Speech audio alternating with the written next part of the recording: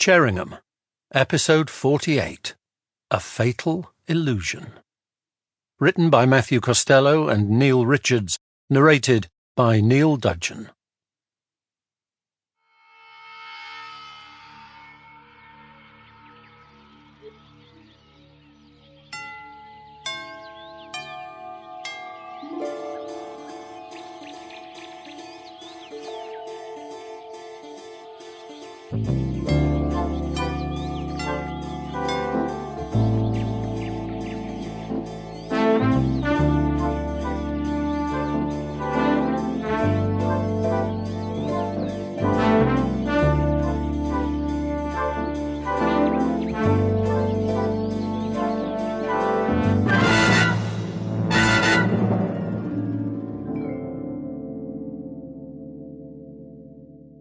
Chapter 1.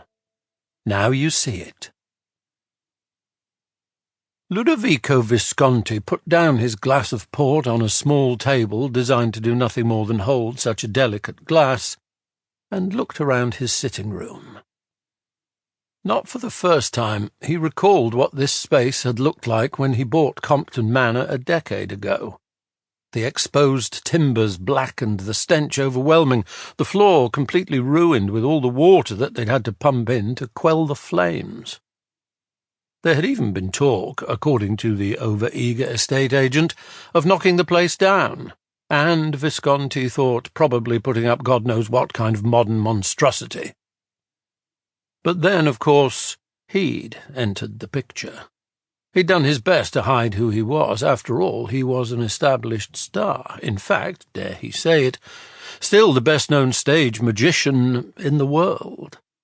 If a seller was armed with that information, the price for that burnt-out wreck would have surely soared. Of course, despite his instructions to the estate agent, shifty-looking fellow named Caldwell, the man had clearly shared the identity of the person interested in the ruin.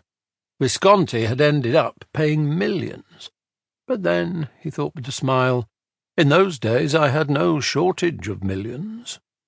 And what wonders he had worked with that burnt-out shell of a manor house, not a traditional rebuild at all. He'd meticulously designed Compton Manor to be a home that once inside, you'd know it clearly belonged to a magician, a building as grand and perplexing as his most clever illusions, with secrets that would never be revealed to anyone.